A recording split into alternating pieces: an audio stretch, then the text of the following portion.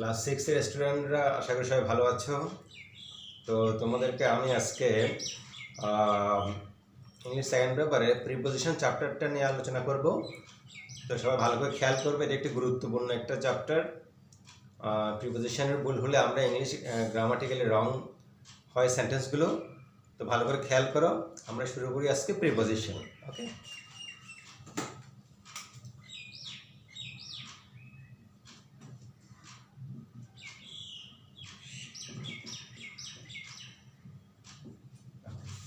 preposition.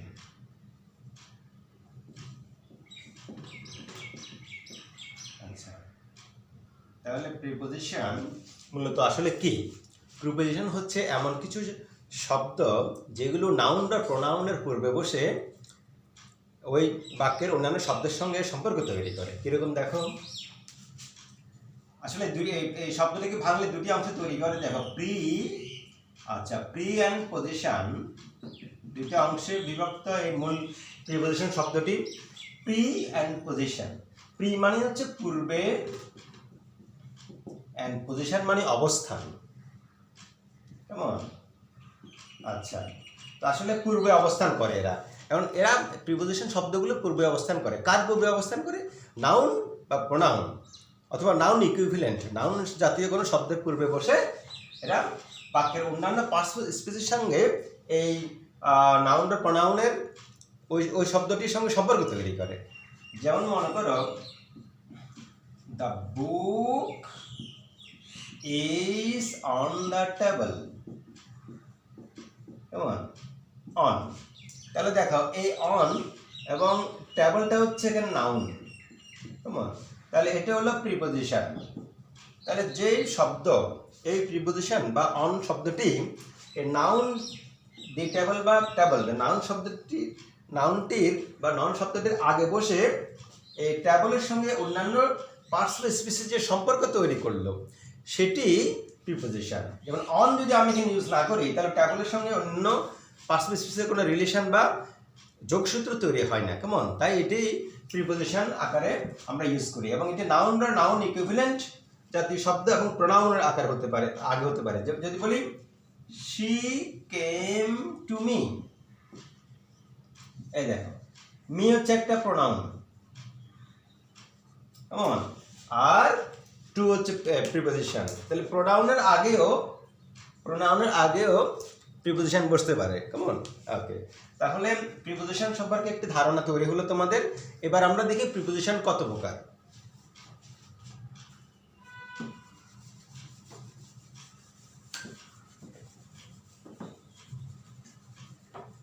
Preposition আসলে মূলত 6 ভাগে বিভক্ত। তো 6 ভাগ ছাড়াও আরও 2-1টি প্রিপোজিশন থাকে। আচ্ছা, এবার দেখি আমরা মূলত মেন 6 ভাগগুলো কী কী দেখি। নাম্বার 1, আচ্ছা আগে লিখি প্রিপোজিশন 6 প্রকার লিখি। প্রিপোজিশন 6 প্রকার। ওকে, নাম্বার 1 দেখো, সিম্পল প্রিপোজিশন। নাম্বার 2 হচ্ছে ডাবল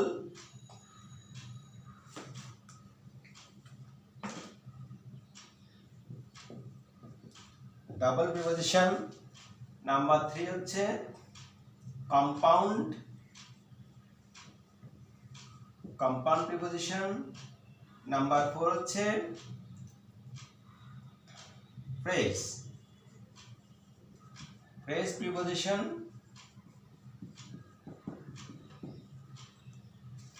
ডট দিয়ে দিই, ডট দিলে হবে। ওকে, নাম্বার 5 হচ্ছে পার্টিসিপল প্রিপোজিশন। নাম্বার 6 হচ্ছে ডিটাচড আর ডিসগাইজড।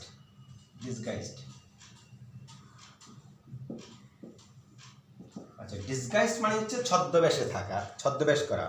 তো ছদ্মবেশটা কি সেটা আমরা যখন 6 নম্বরে তখন একটু বুঝিয়ে দেওয়া হবে। আচ্ছা, প্রথম থেকে দেখি simple preposition, double preposition, compound preposition, phrase preposition, participle preposition and disguised preposition. তো এই এতগুলি প্রিপোজিশন বা মানে স্টাডি করলে আমরা ফুল প্রিপোজিশন চ্যাপ্টারটি সম্পর্কে অবগত হতে পারবো। কেমন? তাহলে আমরা প্রথমে দেখি সিম্পল প্রিপোজিশনগুলো কি। আচ্ছা, সিম্পল শব্দের অর্থ হচ্ছে সাধারণ। কেমন? তো সিম্পল প্রিপোজিশন মানে সাধারণ প্রিপোজিশন বলতে মূলত একটি শব্দ, একটি ছোট শব্দ দিয়ে যে প্রিপোজিশনটি আমরা উল্লেখ করতে পারি সেটি হচ্ছে সিম্পল প্রিপোজিশন। কিরকম দেখো, যদি বলি to, at, on, with, okay, in, এই সিঙ্গেল শব্দগুলো দিয়ে যে প্রিপোজিশন আমরা নির্দেশ করি সেগুলি হলো সিম্পল প্রিপোজিশন। তো এগুলো বাক্যের ব্যবহার হবে, বিভিন্ন ধরনের ব্যবহার হবে। যদি বলি he is in the room, এই তিনি কক্ষে আছেন বা ঘরে আছেন, he is in the room, he is in the room. তাহলে ইন এটা একটা প্রিপোজিশন, এর নাউন শব্দের আগে বসছে, খেয়াল করতেছো তোমরা। তাহলে এটি সিম্পল প্রিপোজিশন একটি ব্যবহার। এরপর নাম্বার 2 আমরা দেখেছিলাম ডাবল প্রিপোজিশনটা কি, দেখো। আচ্ছা, ডাবল প্রিপোজিশন নাম্বার 2 ছিল। আচ্ছা আচ্ছা, ডাবল বলতে দুটি প্রিপোজিশন যুক্ত হয়ে যদি একটি তৈরি করে প্রিপোজিশন, তো সেটিকে আমরা ডাবল প্রিপোজিশন বলি। দুটি ভিন্ন প্রিপোজিশন কিন্তু নতুন একটি তৈরি করবে। কিরকম দেখো, যদি বলি উইথ যোগ ইন সমান সমান উইথিন, উইথ ইন, এই তাহলে উইথ যোগ ইন, উইথিন। তাহলে উইথ এবং ইন দুইটা প্রিপোজিশন যুক্ত করে আমরা করলাম কি, উইথিন। আরও আছে দেখি, ইন যোগ টু সমান সমান ইন টু, এটা নতুন আরেকটি প্রিপোজিশন। কেমন? তাহলে এইভাবে অনেক প্রিপোজিশন তৈরি হতে পারে।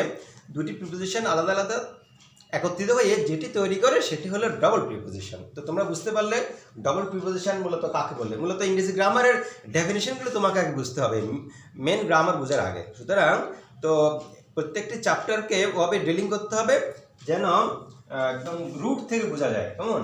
এরপরে নাম্বার 3 দেখি। নাম্বার 3 বলেছিলাম কম্পাউন্ড প্রিপোজিশন। কেমন? Compound preposition. ওকে, কম্পাউন্ড মূলত, কম্পাউন্ড শব্দের অর্থ হচ্ছে যৌগিক, যেটা মূলত মিক্স করা বা যৌগ তৈরি করে। কিরকম দেখো,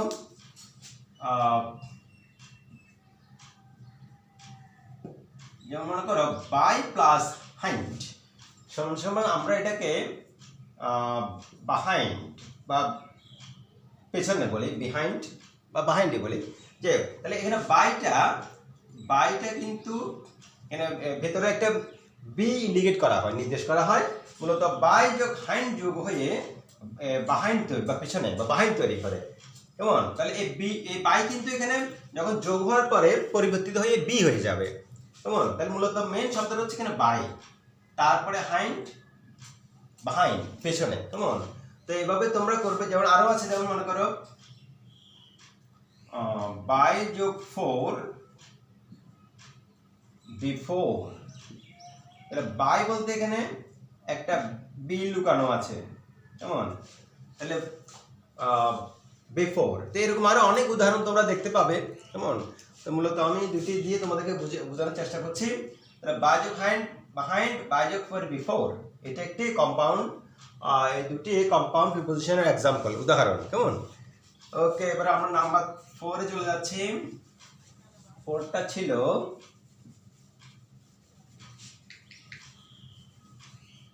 ফ্রেজ, ফ্রেজ প্রিপোজিশন। আচ্ছা, ফ্রেজ প্রিপোজিশনটা কি? মূলত ফ্রেজ প্রিপোজিশন হচ্ছে অনেকগুলো শব্দ একত্রিত হয়ে যদি প্রিপোজিশনের আকারে ইউজ করা হয়, প্রিপোজিশন হিসেবে ব্যবহার করা হয়, তখন সেটিকে আমরা ফ্রেজ প্রিপোজিশন বলি। এবং সেটি বাক্যে কীভাবে ব্যবহার দেখো। যদি বলি by dint of, by dint of, দেখো এখানে বাই ডিন্ট অফ পুরোটা কিন্তু একটা ফ্রেজ প্রিপোজিশন। কেমন? আরও আছে in spite of, in spite of. তাহলে এটি কয়েকটি শব্দগুচ্ছ নিয়ে তৈরি প্রিপোজিশন। ইন স্পাইট অফ আরো অনেক হতে পারে। যদি বলি ইন লিউ অফ মানে পরিবর্তে, কেমন, ইন লিউ অফ অনেক হতে পারে। উইথ এ ভিউ টু উদ্দেশ্যে, কেমন, এরকম আরো অসংখ্য হতে পারে ফ্রেজ প্রিপোজিশন এক্সাম্পল। তো একটা লাইন আমি দেখাচ্ছি এক্সাম্পল তোমাদেরকে। একটা লাইন দেখাও। She passed by dint of hard labor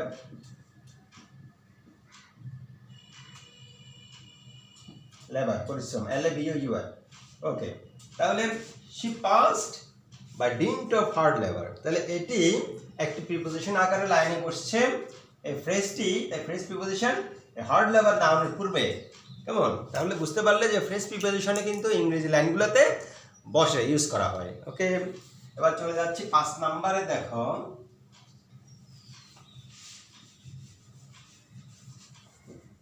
আচ্ছা 5 নাম্বারটা হচ্ছে পার্টিসিপল প্রিপোজিশন। দেখো, পার্টিসিপল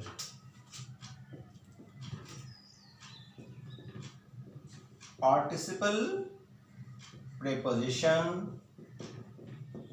ওকে, পার্টিসিপল প্রিপোজিশন মূলত আমরা ইংরেজি গ্রামার যে পার্টিসিপল ইউজ করি, প্রেজেন্ট পার্টিসিপল, পাস্ট পার্টিসিপল এবং পারফেক্ট পার্টিসিপল, পার্টিসিপল কিন্তু 3 ভাগে বিভক্ত।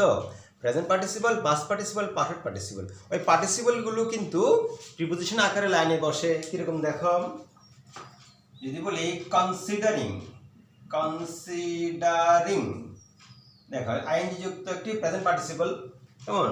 আচ্ছা, considering his age he was pardoned,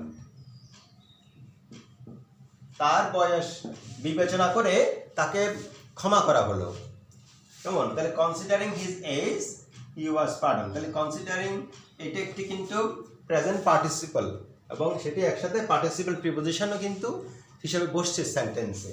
ওকে, আরেকটা লাইন দেখি। Do you know anything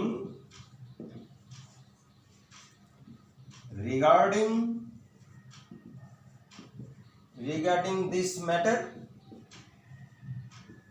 regarding, তাহলে তুমি কি এই বিষয়ে কিছু জানো? এই লাইনের বাংলা কি? Do you know anything regarding this matter? Regarding সম্পর্কে, দিস ম্যাটার এই সম্পর্কে, এই বিষয়ে। Do you know anything regarding this matter, দেখো এটি কিন্তু একটি কি পার্টিসিপল প্রিপোজিশনের এক্সাম্পল দিলাম। তো দেখতে পাচ্ছ পার্টিসিপল প্রিপোজিশন ইংরেজি লাইনগুলোতে কিভাবে বসে ব্যবহার করতে হয়। ওকে, এরপরে চলে যাচ্ছে 6 নম্বরে।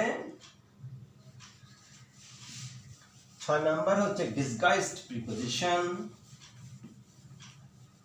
আচ্ছা, নাম্বার 6 ডিসগাইজড প্রিপোজিশন। আচ্ছা, তাহলে আগে বলেছি একটু আগে যে ডিসগাইজ মানে হচ্ছে ছদ্মবেশ থাকা, কেমন। তাহলে কিছু কিছু প্রিপোজিশন আছে ইংরেজি লাইনগুলোতে বসে, এগুলো একটু সিক্রেট, কনসিল্ড অর একটু ডিসগাইজড আকারে থাকে। কিরকম দেখো, দ্য কিং ওয়েন্ট এ হান্টিং, খেয়াল করা, এ হান্টিং, দ্য কিং ওয়েন্ট এ হান্টিং, রাজা শিকার করতে বের হলেন। এই লাইনের বাংলা হচ্ছে রাজা শিকার করতে বের হলেন। তাহলে এখানে এই জায়গায় কিন্তু মূলত একটা প্রিপোজিশন লুকানো আছে, ডিসগাইজড করা আছে, সেটি হলো on. The king went on hunting, কেমন। আচ্ছা, আরেকটা এক্সাম্পল দেখো। ইট ইজ নাও 10 o'clock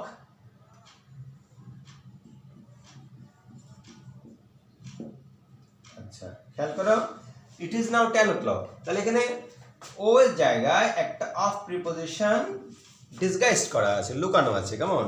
তাহলে আমরা বলতে পারি যে কোনো সব অক্ষরের সাথে যদি কোনো প্রিপোজিশন লুকানো থাকে সেটিকে আমরা ডিসগাইজড প্রিপোজিশন হিসাবে উল্লেখ করতে পারি।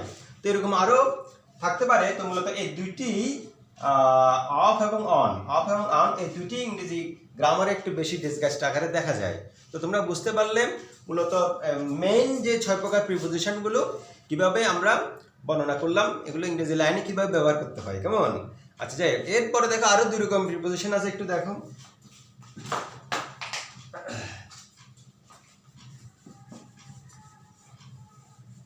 আচ্ছা, আরো 2 রকম প্রিপোজিশন আমরা ইংরেজি গ্রামারে দেখতে পাই, সেটি হলো ডিটাচড প্রিপোজিশন। ডিটাচড কিরকম দেখো,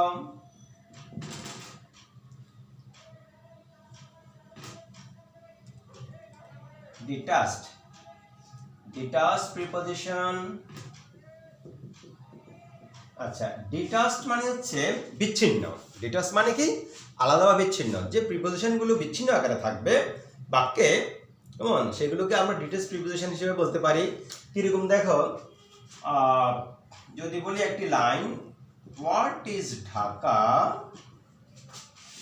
ফেমাস ফর, এই দেখো ফর, তাহলে what is Dhaka famous for, তাহলে এই বাক্যটিতে কাছে ফর প্রিপোজিশনটি লাইন থেকে সম্পূর্ণ বিচ্ছিন্ন, একদম লাইনের শেষে বসেছে, তাই এটিকে আমরা ডিটাচড প্রিপোজিশন হিসাবে বলতে পারি, what is Dhaka famous for, কেমন? তাহলে এরকম আরো থাকতে পারে, কেমন? তো বুঝতে পারলে যে প্রিপোজিশন লাইনের শেষে বসবে সেটিকে আমরা মূলত বিচ্ছিন্ন বা ডিটাচড প্রিপোজিশন আকারে বলতে পারি, কেমন? ওকে, এরপর আরেকটা প্রিপোজিশন দেখো, আমরা মূলত ইংরেজি গ্রামারে বেশি ব্যবহার করি, এটাও, সেটা হলো অ্যাপ্রোপ্রিয়েট প্রিপোজিশন। মূলত যে 6 প্রকার বলেছি প্রথমে, ওখানে অ্যাপ্রোপ্রিয়েট প্রিপোজিশন ছিল না। তো অ্যাপ্রোপ্রিয়েট প্রিপোজিশনটা একটু দেখি।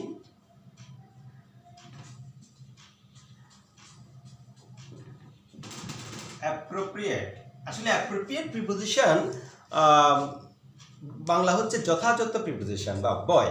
তাহলে যে প্রিপোজিশনটি যথাযথভাবে বাক্যে বসবে সেটিকে অ্যাপ্রোপ্রিয়েট প্রিপোজিশন বলে। এটা মূলত 6টি ভাগের মধ্যে, মেন ভাগের মধ্যে নাই, এখানে সবগুলো প্রিপোজিশন মূলত অ্যাপ্রোপ্রিয়েটলি বসতে পারে, ওই কারণে এটিকে অ্যাপ্রোপ্রিয়েট প্রিপোজিশন বলা হয়, কেমন?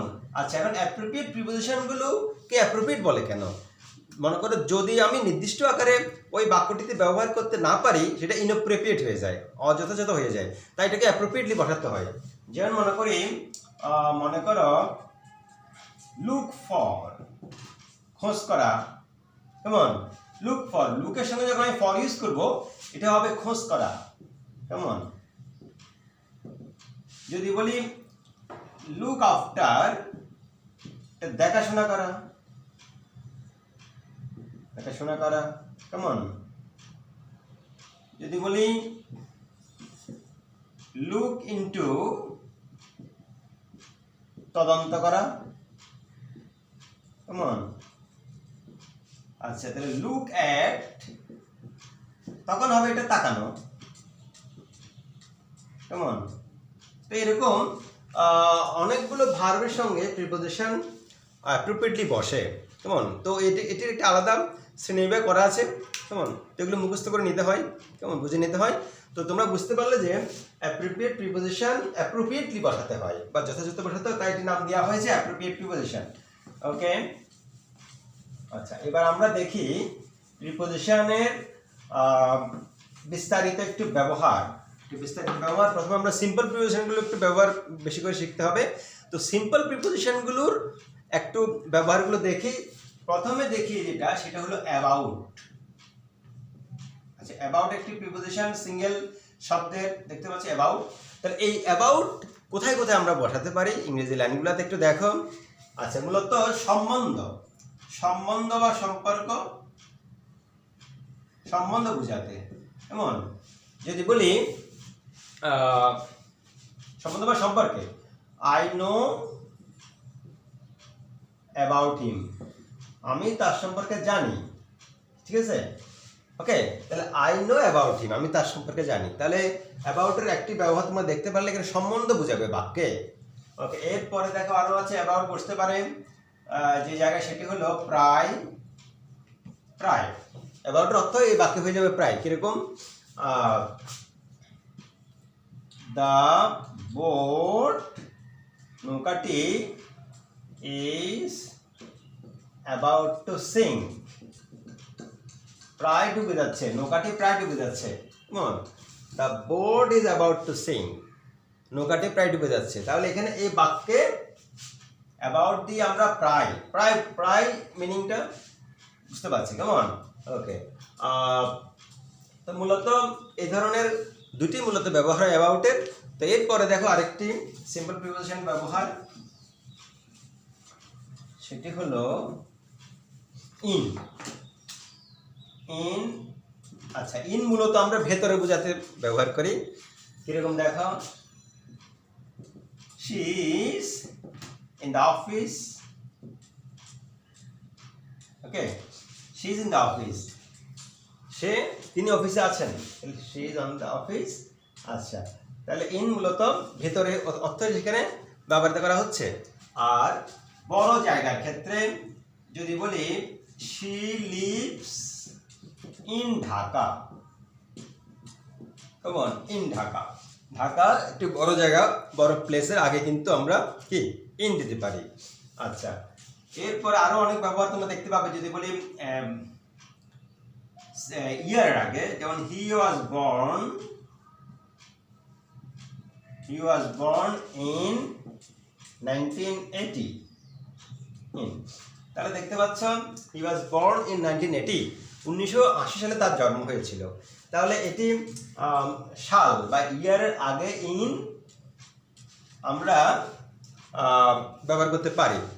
তো মূলত আরো অনেক ব্যবহার তোমরা পাবে। এরপরে আমরা আরেকটি দেখতে পাই সিঙ্গেল প্রিপোজিশন, সেটি হলো অন। অনের ব্যবহার দেখো,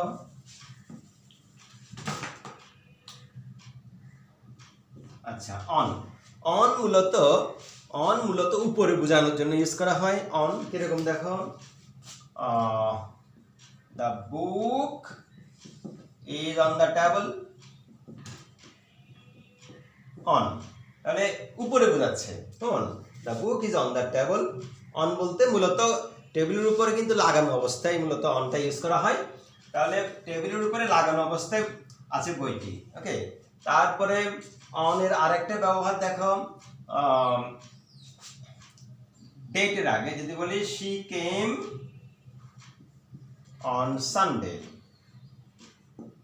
সানডে, ডেটের আগে আমরা কি, ডেট বলতে দিনের আগে আমরা এখানে অন ইউজ করতে পারি। ঠিক আছে? তো মূলত আরো অনেক ব্যবহার তোমরা দেখতে পাবে, আরো অনেক প্রিপোজিশন আছে, সিম্পল প্রিপোজিশনগুলো। তো আমরা আজকে এখানে শেষ করি। তো এটার আরো কয়েকটি পার্ট লাগবে। কেমন?